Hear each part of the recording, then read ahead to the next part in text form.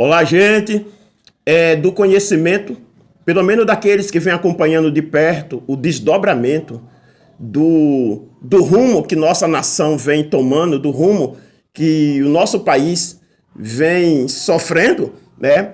E a maioria dos irmãos que vem acompanhando as informações sabe que nesse domingo vai acontecer uma manifestação lá em Brasília, e essa manifestação é em favor das pessoas que estão presas, torturadas, já que em nosso Brasil, pessoas vivendo tortura, pessoas que estão sofrendo a dor da injustiça, pessoas de direita, pessoas de bem. Enquanto isso, os que cometem crime, os que cometem impiedade, estão vivendo com a cobertura da justiça que poderia estar protegendo as pessoas justas.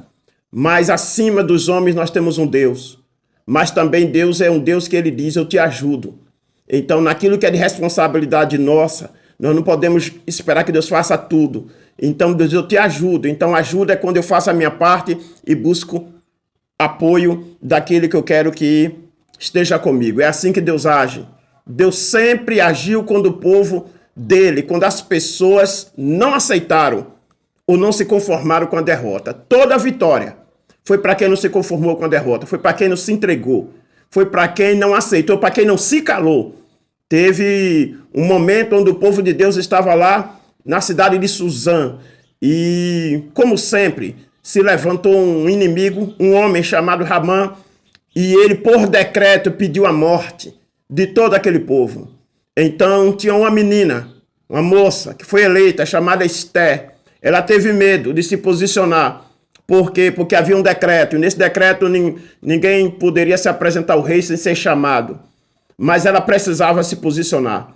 Então, o tio dela, já posicionado, ele disse, se você se calar em um tempo como esse, socorro, Deus vai mover de outra parte. Porém, você e sua casa vai ser feita em monturo.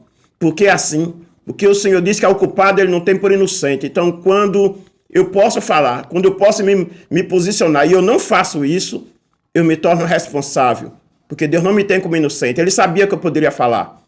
Mas, muitas vezes, o medo, e isso é o que Deus não espera de um povo que quer chegar no lugar da vitória. Então, essa vitória é a liberdade do nosso país que está em jogo.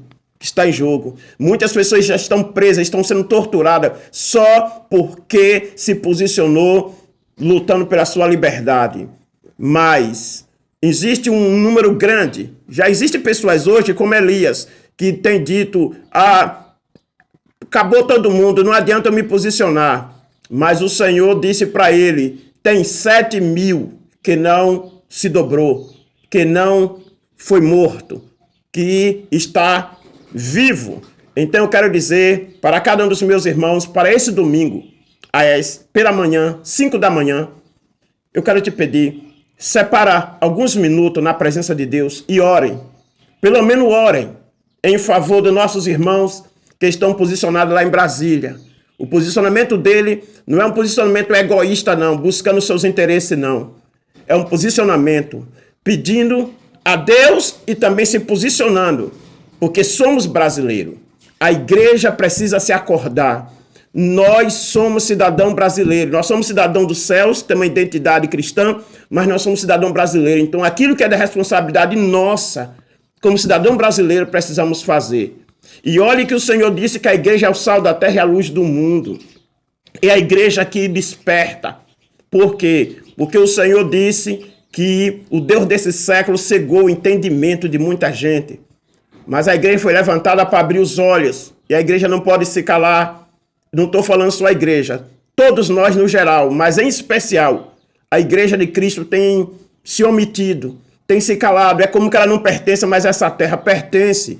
O que for decidido em nosso país tem a ver com o meu futuro, com o futuro da minha família. Tem a ver com o futuro da nossa nação, o nosso futuro.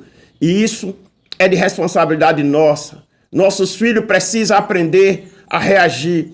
Porque se essa geração vê nós, desse tempo, se calar, se curvar, aceitar, então eles também vão aprender a se omitir, vão aprender a se calar e a aceitar o que qualquer um queira empurrar na vida deles.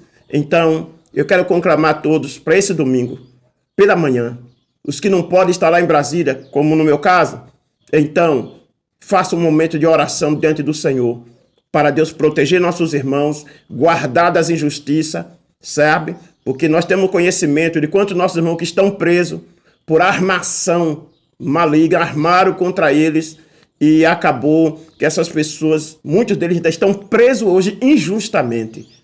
Mas nós temos um Deus que está acima de tudo e tudo tem seu tempo debaixo desse céu. Então eu conto com você, se posiciona, faça valer a honra de ser um cidadão brasileiro e Deus vai fazer aquilo que está fora da minha e da sua possibilidade. Mas o que cabe a nós, temos que fazer. Então, por enquanto, ore. Deus abençoe.